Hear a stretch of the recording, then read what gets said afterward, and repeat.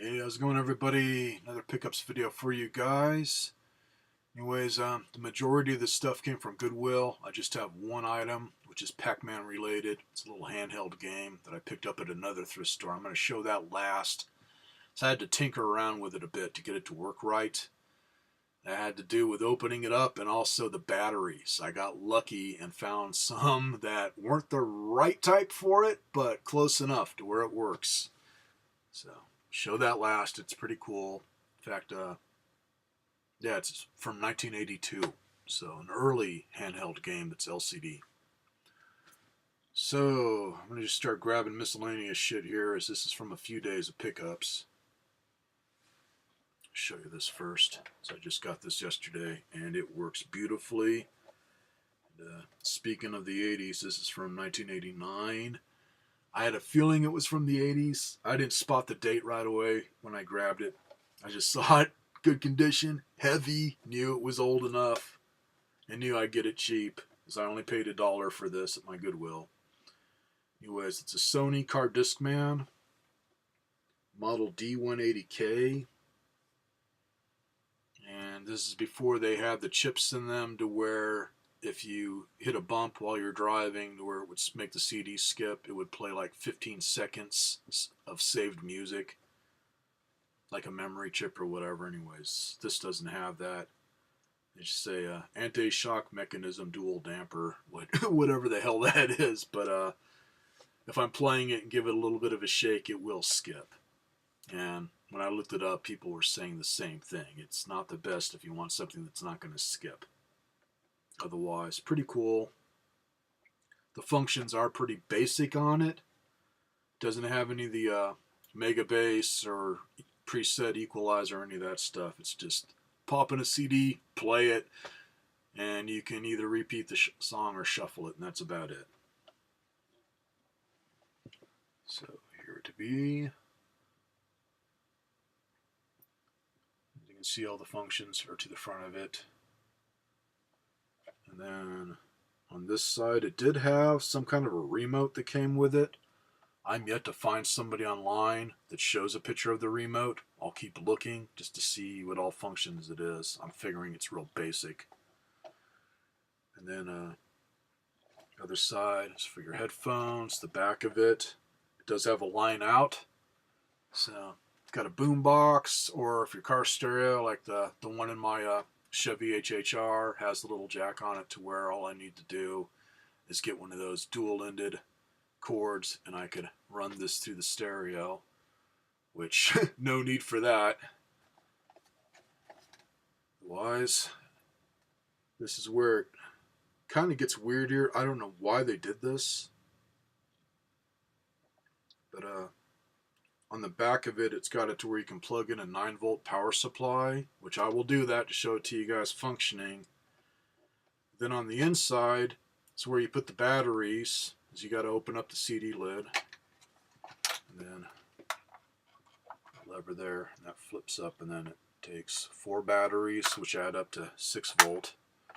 Anyways, on that voltage, if you're running it off of batteries, nothing lights up. It's like a regular old Discman. But if you're running it through power supply, either home power supply or through your car, through the cigarette lighter, then everything lights up. And it looks pretty freaking cool lit up. Look her up here. I don't have a CD to pop in it. It's around me, but it'll just do the little search thing and then quit.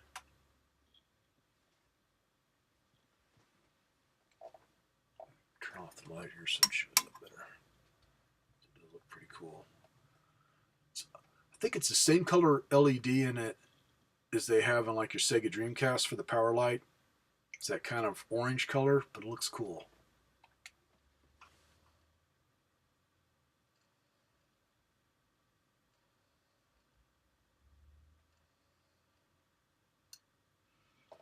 So anyways, on functions, got your single button there to where you push one side or the other to skip tracks, or you can also fast forward, which I don't think you can do on the newer CD players nowadays, where you literally hold it down and you can actually hear it in the music. to where it speeds up. And then, let's see. I'm not going to be able to do this without it. Yeah, one of the buttons here changes it to where it's showing you what track it's on. Another one changes it to how many minutes are left. And then the other button, let's see, it's repeat one, repeat all, or shuffle. And then you got your stop button and volume dial, which at first it was a little crackly, but once I started messing with it as in turning it up and down for a few minutes, that all went away, so it just had a little bit of dust in it. And then next to that, it's got the resume switch. Let's see, got off. And then that I'd have to see on what it does in the instructions, if I can find a manual for this online, because it's a three-way switch. And it doesn't say what the middle one does. Otherwise, when I turned it to on, I guess that just makes it so you can't touch any buttons if it gets bumped or whatever. Don't know. Didn't really mess with it yet. But played a CD in it last night. I just hooked up some little mini speakers to it on my nightstand, and it plays great for something that doesn't have an equalizer or bass boost. It sounds really good. Pretty damn good find for $1. It's definitely worth more than $1. Now for something else that's definitely worth more than $1 is this was brand friggin' new. It's in the box. And I thought of picking one of these up. I just didn't want to pay the price that Walmart wanted for them, because that was the only store I saw these at. I don't know if Hastings ever had them or not. It was, I may be saying this wrong. I think it's just Moga. Anyways, this is a controller for your smartphone. So you can put your smartphone on it, turn it into a little handheld game console. Anyways, this Power Series, Moga Hero Power. This is one of the smaller ones, which for me it's almost too small, but for $1 I'll deal with it. And it does work beautifully. So far on games that I've tried, let's see, I tried about 4 different shooter games, and it works beautifully. I'm not going to name names here, as I try it, and if I really like it, I keep it. Otherwise, I delete it, as my phone doesn't have that much space on it. Otherwise, it does work good. Anyways, this box, brand new, man. It's like somebody got this and either didn't know how to use it or just didn't want it. I don't know, man. This is something to where it probably came from either the Goodwill in Havasu or Bullhead, and it just didn't sell, so it ended up here. That's a lot of times, and we'll occasionally get some nice stuff, is because it just didn't sell. So, show you the controller. Got all the instructions, and got 2 different cords. The one with a little thin adapter there, which is the type that fits in my cell phone. And something cool on this, it will charge your cell phone. If you have the cord plugged into the cell phone, there's a spot on this to plug in a USB plug just below it, so you're not draining your cell phone while you're playing games, as it's got a really strong battery. And then it's also got this type here.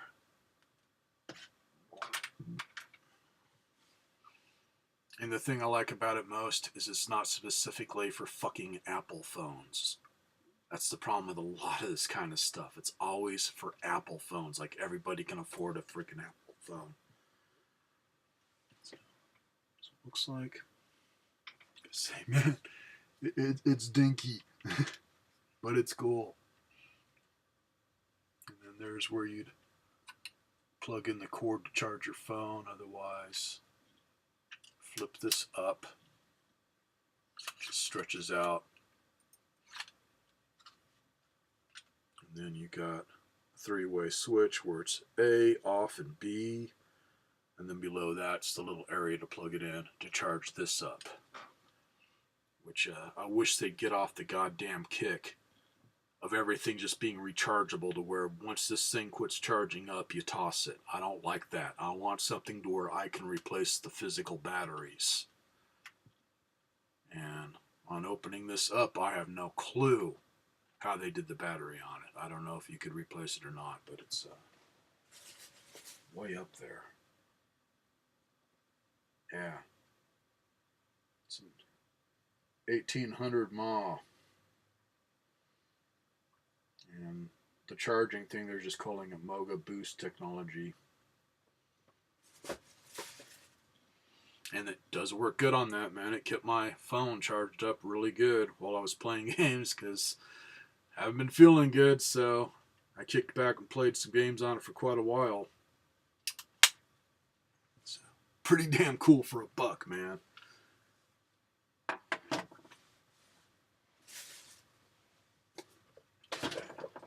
Shit, already into 11 minutes and I still got a bunch of stuff to show here.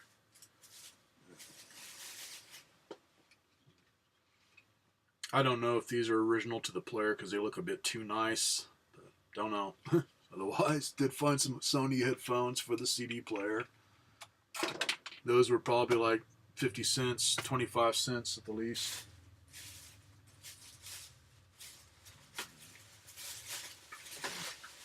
Okay, I did separate it out. Out of the way.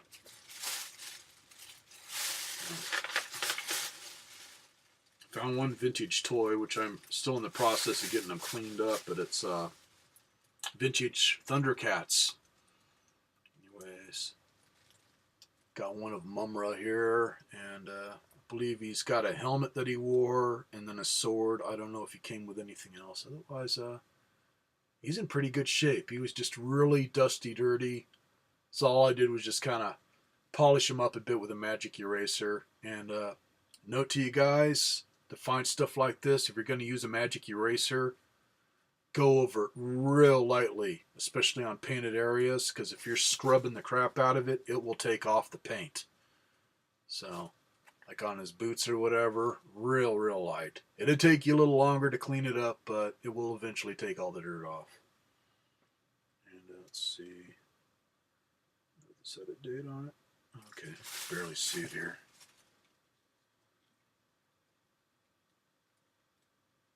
It's from 1985. LGN Toys. And arms are kind of spring-loaded where it's got a lever on his back. Kind of half-ass works. It's doing that really fast Chris Farley type run there. Otherwise, it does work. As long as the arms are in sync there. It's pretty cool. This guy, I probably got him for like 50 cents. This is something I picked it up because it's Looney Tunes. It is missing the Sylvester. This chirping Tweety Bird and Sylvester Cage. This is from 1978. And other than missing the Sylvester, it's in really good cosmetic condition. And I could see how they probably lost the Sylvester if they had it. Turn this light on again. So he hangs to the outside. As you can see, Tweety looks like it's trying to run away. And I believe Sylvester would hang on one of the wires here. Otherwise, that is a metal top piece that has a spring here. And I do not have a battery in this. And you guys would probably hate me if I put a battery in this and turn it on, because it sounds like a common problem with the sound chip or whatever. I haven't opened it up yet to see exactly how it works. Man, it's more he's getting ran over by a fucking steamroller than chirping. It's like this loud, this really high pitch, man. It was driving my cat crazy. Just real high pitch, and then eventually it starts chirping. People were saying they had the same problem, so just an outright defect. Well, I just got this for like 50 cents.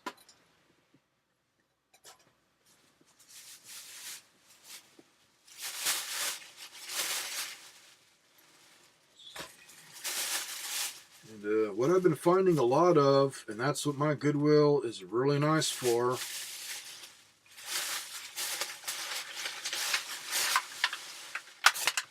is video game accessories. Now that I dropped one.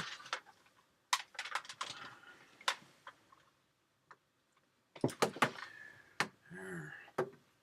Got cord in good shape for a green original Xbox controller.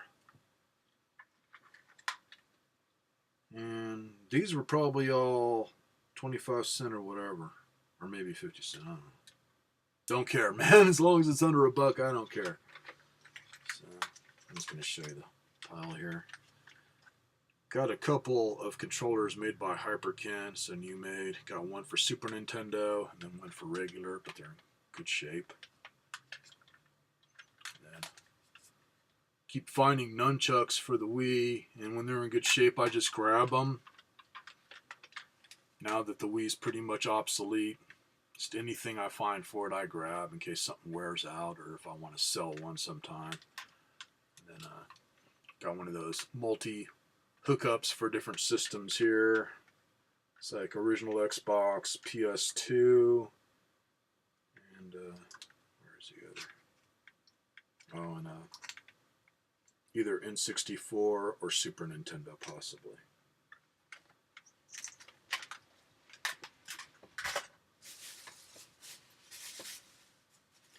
And this is the rest of the stuff that I picked up when I got the CD player.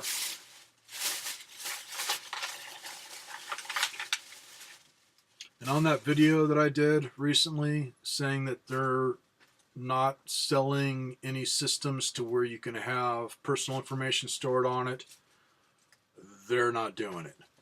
They were gonna, I think they stopped at like PS2 and Sega Dreamcast.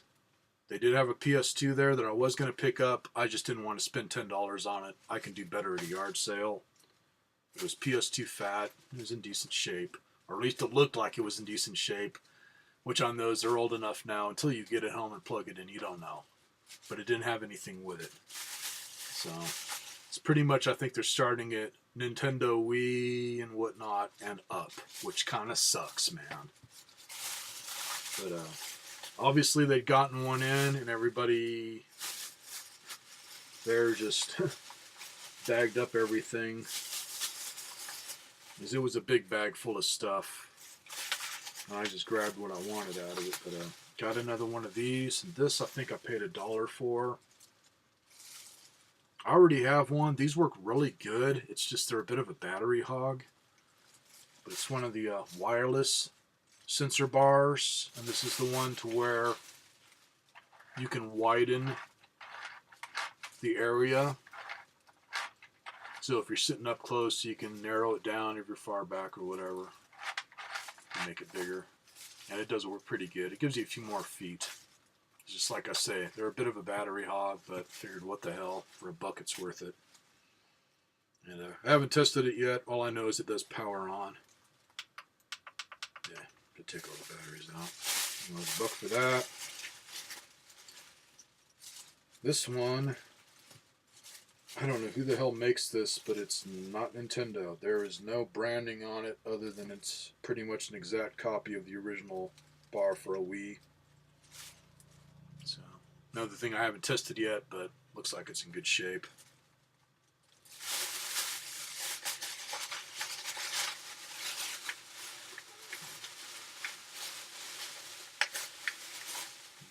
Power supply with an AV cable.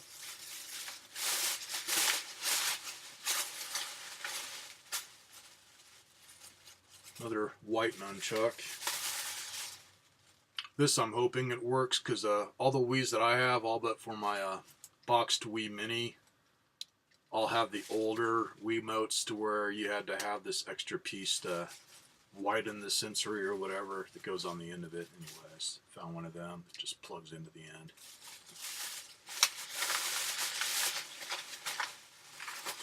And something here that's kind of scarce. This is for your GameCube and also your Game Boy Advance.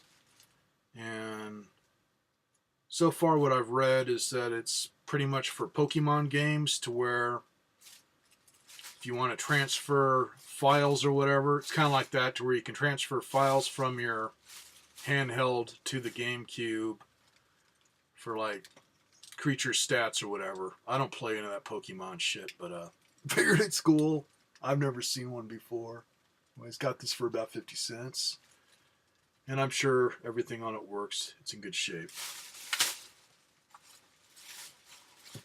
Anyways, on that stuff, man, on the small parts and pieces and stuff, I figure the power supply, maybe $1, maybe 50 cents, don't know.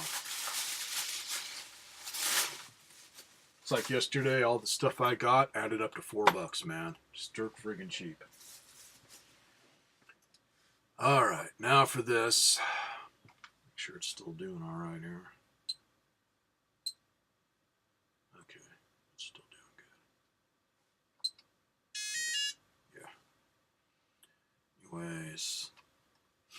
This is something to where, goddamn Amazon, they're getting as crazy as freaking eBay on the prices people want for stuff.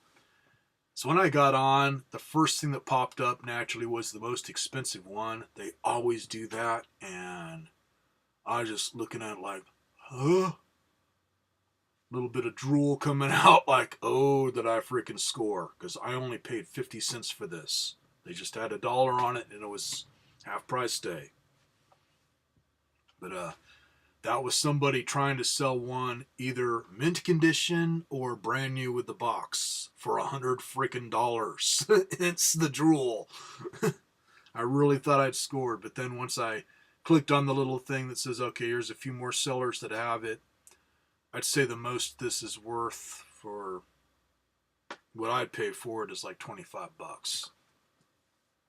Most of them were around 25, 30 at most for one that's just working. Some of them just said as is, but most of them they said working. Anyways, this is from 1982.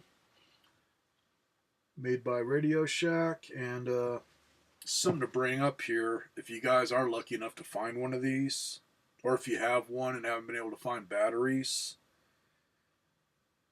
normally takes 357A batteries. Anyways, on that, they're the same circumference as the batteries that you'd have in a little laser pointer that you can find at like 99-cent only or Dollar Tree or whatever. They're just not as thick. So I was thinking, well, maybe they're the same voltage. So I stuck in some batteries out of the laser pointer, and all I did was push down on the springs a little bit. But they fit and they worked. So far I'm just using them. And let's see. Yeah, Radio Shack Tandy. So anyways, show it to you here. It was a little dirty, but I just went over it real light with a magic eraser, and it cleaned up really good. This thing's in great cosmetic shape. There's what it looks like. All the characters and the Pac-Man logo are in really good condition. There's no bad spots anywhere. Back of it still looks good. The only thing that was missing on it was there's a couple of screws to hold the battery lid down here, because the way they did the batteries is they're in a row off to one side, and they're pushing against the springs, so the batteries, if you don't have any screws there, it tries to push the lid off here. Otherwise, I just took out one of the screws that holds it together, so I got something in there putting pressure on it as larger batteries. Otherwise, on buttons, got new game, got a button to turn the sound on and off. One that I don't know what exactly it's supposed to do, and that's where it came into this malfunction I was having. It was weird. It just says player/check. Then below that, just says reset, and has one of those tiny little buttons that you hit with like a paper clip or ballpoint pen if it freezes up and you got to just reset it. And then your on-off button. Your buttons just start, pause. You can pause the game, and then got a little bitty joystick here, which is also your level selector. I think this has 6 levels. And something really cool that I don't remember ever seeing in these back in the day too much. It's got it to where if you have to shut it off, like if you're playing the game and you haven't died yet, as in still have a few lives left, you can shut it off, and then when you go back to turn it on, it starts from where you left off. Most of them, I mean, if you turn it off, it turns it off completely. You've lost whatever spot you're in, but that's really cool. Otherwise, if it's just going to be like a bathroom break or whatever, you got your pause button. So turn it on here. New game, where when you hit new game,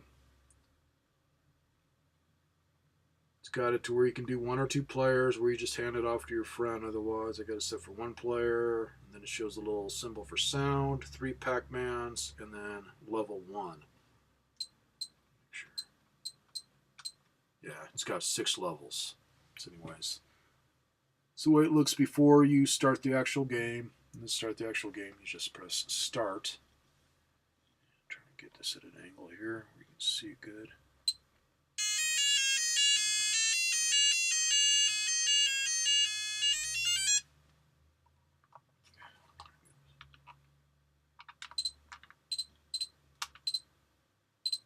It's funny on the sound effect, man. It sounds like a damn cricket. That was one of the ghosts nailing me. Anyways, I'm going to pause it here. What it was doing, and I didn't know if it was just not liking the batteries that I put in it, which obviously it does like them, but I'd say about a centimeter of the screen, dead center and across, was just blank.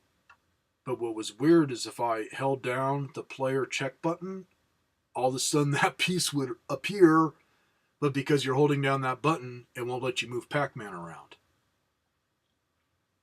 So it's like obviously something wasn't working right, and which gave me the idea of how to get this thing working right. Went to pick it up, and I was grabbing it tight enough, right there with my thumb, as in pushing down tight. All of a sudden, I could see parts of the screen coming back, and the harder I squeezed it, the better, which tells me the little screen here is not soldered in. It's on contacts. And those contacts weren't making contacts, so it was only just doing parts of it. So what I ended up doing was taking all the screws out the back of this. There are a few screws under the lid here where the batteries are. And on that, if you guys find one that's pulling that crap, be careful when you separate the 2 halves. The wire is really, really thin. This is where I'm glad it was simple, man. I would not want to have to work on this with a soldering iron because it's pretty damn delicate. But you could separate the halves to where you can have them side by side like a book and have enough slack in the wire to mess around. But because it was a pressure thing, found like a little rubberized disc that was off of something. Maybe it was on the bottom of something to stabilize it. Anyways, I stuck that in kind of close to where the speaker is in this, and it was making it work better but not good enough. So I opened it up again and just got a piece of paper basically like the size of a post-it note and just folded it over a few times and then wrapped tape around it and stuck that in. It's got one circuit board right here, and then below that is another circuit board for your 2 buttons in the joystick. So it was kind of putting pressure on that and this, but I'd say it's kind of straight up and down in this area, and that's what's making it work good now. Otherwise, it was kind of just keep tinkering around with it until you get it perfect, but not to the point to where it's putting so much pressure on it that you can't get to the 2 halves together. As it was pushing him a bit to where kind of had to hold the corners when I'd be putting a screw in, but not enough to where I'd break something. Anyways, man, pretty damn cool. Yeah. The price, as I said, man, it was about $25 and up on Amazon. eBay hardly had any of these, man. There was one that was from Canada, and then One from a local person, and I can't remember the prices. Yeah, Amazon. There was a few people asking $100 for one of these that's mint condition. So if you find one in the box, man, if they're not batshit crazy and it's really that rare, you might have really scored on something. Otherwise, man, definitely worth more than 50 cents. So I will catch you all later now that I'm up to 30 minutes here. I don't know when I'm going to be getting out soon. As tomorrow I get to see the dentist, and I don't know what he's going to do. If he pulls the tooth, I'm going to be home again fighting pain from pulling the tooth and taking more penicillin or whatever, because it was definitely an infection. So it may be a bit before I'm able to get out and feel like going to Goodwill again. But so far, every damn trip, or damn near every trip, has been finding me stuff, man. I've been getting there at the right time lately. So have a good one, everybody.